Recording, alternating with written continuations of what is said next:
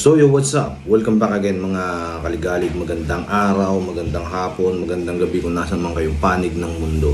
So magandang paksa ang tatalakayin natin ngayon, tungkol sa mga kababayan natin na medyo may pagkaabusado at may pagka panlilin lang, So ang paksa natin ay tungkol doon sa mga peking lisensya ng Pilipinas o yung fake Philippine license na nagagamit nila, at naipanglilin lang pa doon sa ibang tao. So ito masaklap, yung gagamit ka ng ibang tao para ipakisuyuan, peke naman yung lisensyang gagamitin mo.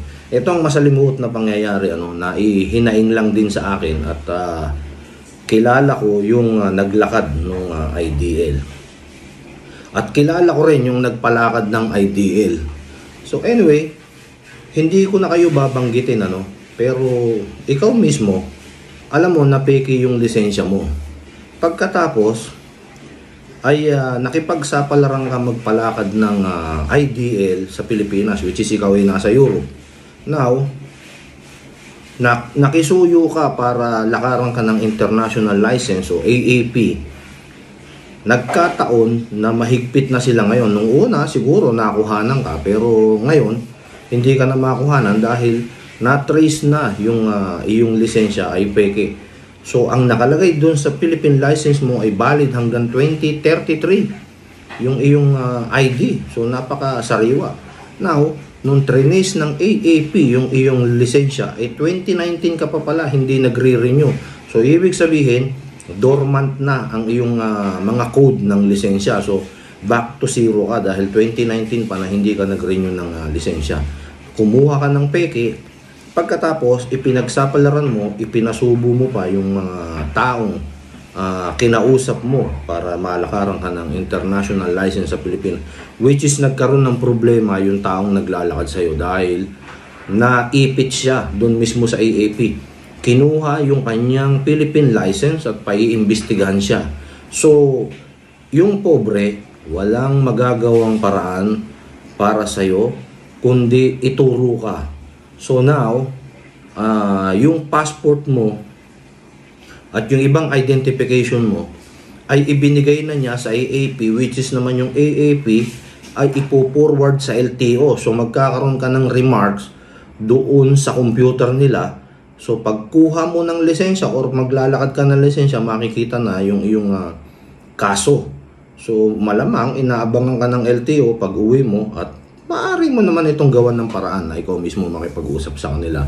Kung saan ka nagpalakad ng peke at ipakita mo sa LTO mismo yung ID bigay mo, hawak-hawak mo na 2033. So mga kaligalig, ang pinapaksa natin dito, kung kayo po mismo ay may mga peking Philippine license, wag na po ninyong ipagsapalaran pa na magpakuha ng, kung kayo man ay mga nasa Europe o nasa Canada o nasa mga ibang panig ng mundo, wag na ninyong pagtangkaan na magpahamak pa ng ibang tao dahil nga sa ganitong pangyayari, nalalagay sa alanganin yung mga taong ginagamit ninyo.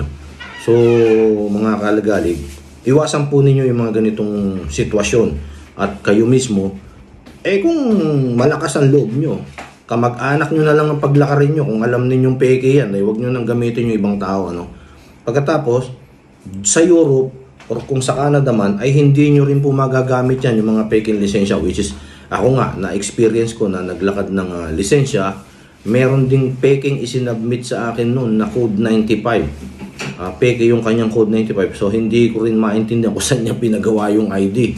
So, alarming at na-alarma, tinawagan siya mismo ng otoridad at nagkaroon ng masusing investigasyon.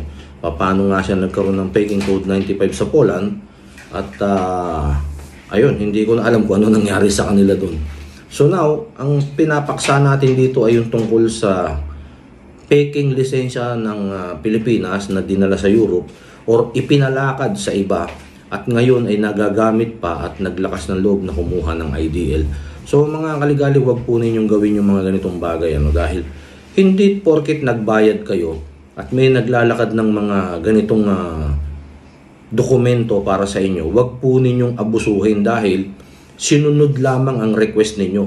kung legal ang inyong mga dokumento ay malalakaran kayo ng tamang dokumento na hinahangad ninyo. Subalit, kung ang inyong lisensya o ang inyong mga dokumento ay peke, ay mapapasubo pa yung inutusan ninyo at pinakisuyuan ninyo. Katulad nga ng taong ito, na-hold doon sa AAP, kinuha yung kanyang Philippine license at pati siya ay iniimbestigahan.